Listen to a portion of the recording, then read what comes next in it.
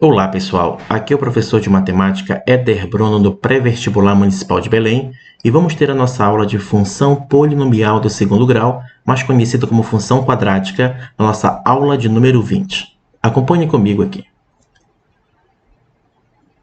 Tentando se basear nos grandes estádios de futebol do país, como o Maracanã, um grupo de amigos resolveu montar um campinho de futebol em um terreno doado pela prefeitura de uma cidade. Um dos jovens, muito curioso e conhecedor de matemática, começou a analisar quais as medidas possíveis do terreno a ser cercado com apenas 300 metros de tela doada pela prefeitura, e percebeu que a área do terreno cercado variava em função da largura do terreno segundo uma função polinomial do segundo grau. Nós temos uma figura no canto direito superior que fornece um esquema de um campinho de futebol. Ao redor, nós temos um retângulo pontilhado que representa o cercado. Ele dispõe de 300 metros de tela. Foi o que ele falou aqui. Então, por se tratar de um retângulo, então nós temos 4 lados, sendo que 2 lados opostos serão congruentes. Então, essa medida aqui é a largura do terreno que vai ser cercado, que eu vou chamar de x. Logo, o lado oposto também será medida x. Aqui nós temos o comprimento do terreno, que será cercado, que eu vou chamar de y, e o lado oposto também será y.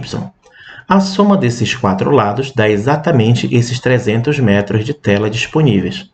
Então, eu vou somar x com mais x vai dar 2x, y com mais y vai ser 2y, e tudo isso vai ser igual a 300 metros de tela. Perceba que eu tenho uma equação com 2 variáveis, x e y. E essa equação ela pode ser simplificada. Dá para dividir todos os termos aqui por 2, já que todos os seus coeficientes são pares. Logo, 2x dividido por 2, corta 2 com 2, sobra apenas x. 2y por 2, corta 2 com 2, sobra apenas y.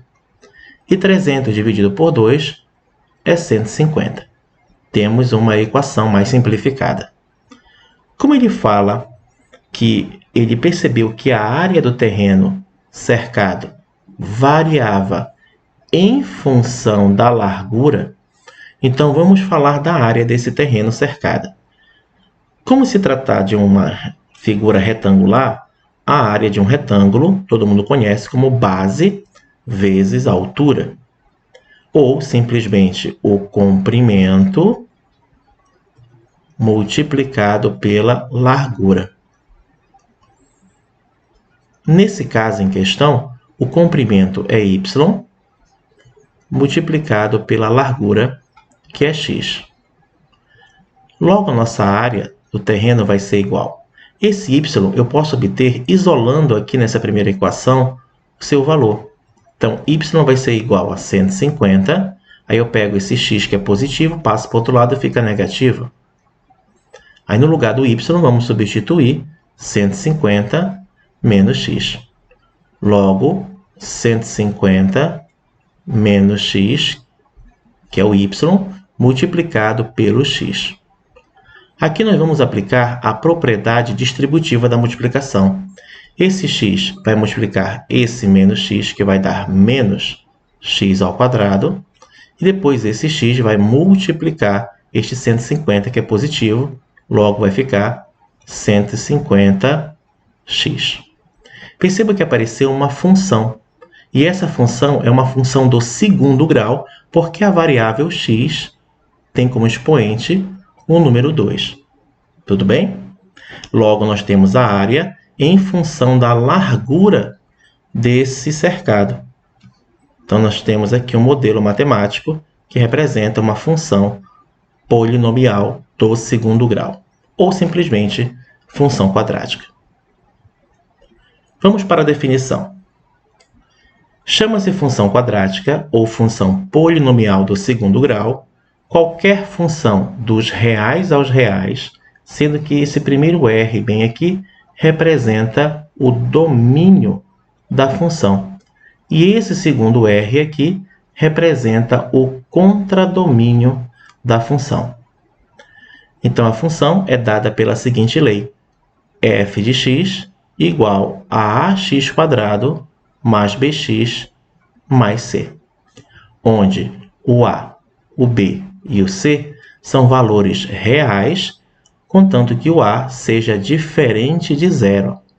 Perceba que o a tem uma restrição. É o único coeficiente que não pode ser zero. Porque se o a for zero, imagine, colocando no lugar do a zero, 0 vezes x² vai dar zero. Então, tudo isso aqui vai desaparecer. Então, a função vai deixar de ser do segundo grau, porque o x² vai sumir, já que qualquer número multiplicado por zero é zero. Tudo bem? Aqui nós temos 4 exemplos de função quadrática, onde nós vamos identificar os seus coeficientes a, b e c. Lembrando que o a é o coeficiente do x², é o que multiplica o x².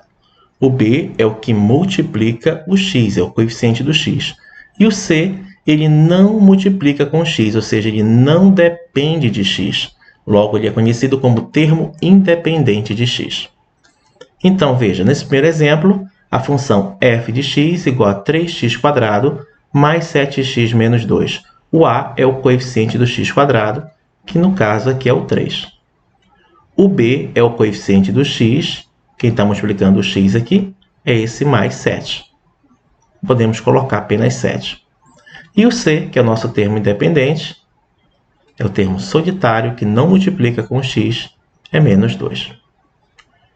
Tome muito cuidado que nesse exemplo aqui, 2, nós temos uma função quadrática desorganizada. O a é o que multiplica o x², que no caso é o menos 1, que está aqui na frente do x². O b é o que multiplica o x, ó, o 8. E o c é o nosso termo independente, que é o mais 3. Já nesse terceiro exemplo, nós temos uma função quadrática incompleta. Perceba que o a é o que multiplica o x², que é 1. O b é o que multiplica o x, que no caso é menos 2. E o c é o nosso termo independente, como ele não aparece, então ele é 0. Já nesse outro exemplo, também trata-se de uma função quadrática incompleta. Quem é o a? O a é o que multiplica o x². Então, você tem menos, você sabe, quando não tem ninguém na frente, fica subentendido que é 1. Então, como eu tenho menos na frente, então é menos 1. O b é o que multiplica o x. Como eu não tenho o x, logo o b será igual a 0. E o c é o nosso termo independente aqui, que é o menos 16. Agora vamos falar do gráfico de uma função quadrática. O gráfico de uma função quadrática é uma parábola. O que é uma parábola? Acompanhe comigo. É uma curva de 2 ramos infinitos simétricos em relação a uma reta denominada de eixo de simetria, havendo 2 casos a considerar em relação à concavidade da curva. Quando ele fala concavidade, é a mesma coisa que a abertura da curva. Então, aqui nós temos 2 exemplos de aplicação reais da nossa parábola. Podemos dizer que parábola nada mais é do que uma curva aberta, que ela possui essa concavidade, que é a mesma coisa que a abertura, voltada para baixo ou para cima.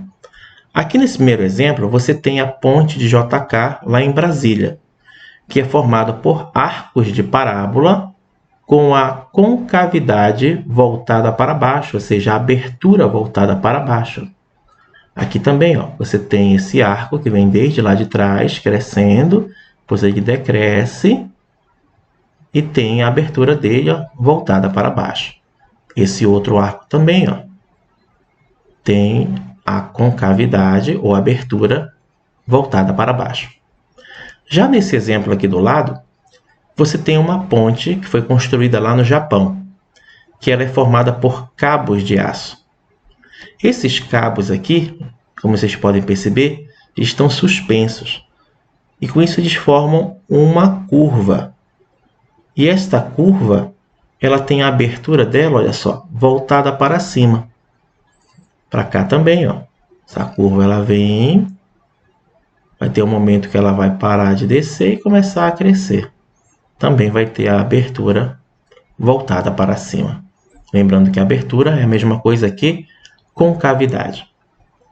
No início aqui da definição de parábola, ele fala que é uma curva de 2 ramos infinitos simétricos. Por quê? Observe esse exemplo aqui de baixo. Aqui você tem uma parábola côncava para baixo. Tem um momento que ela está crescendo, crescendo, crescendo, e chega aqui nesse ponto, ela para de crescer e começa a decrescer. Antes desse ponto, você tem um ramo. Depois desse outro ponto, você tem um outro ramo. E como ele disse, eles são infinitos. Ele não para aqui, isso vai embora. Como o outro ramo também, do outro lado, ele vai ser infinito. Ele vai embora infinitamente para baixo, nesse exemplo. E sobre esse ponto, tá, passa-se esta linha da vertical pontilhada, que nós chamamos de eixo de simetria. Tudo bem? Então, este eixo de simetria se comporta como se fosse um espelho. Do lado esquerdo, por exemplo, você tem um objeto e do direito você tem a imagem. Então, divide a parábola exatamente ao meio. Beleza? E esse ponto, por onde passa esse eixo de simetria, nós conhecemos como o vértice da parábola. Bom, vamos ficar por aqui. Na nossa próxima aula, vamos enfatizar os coeficientes da função quadrática.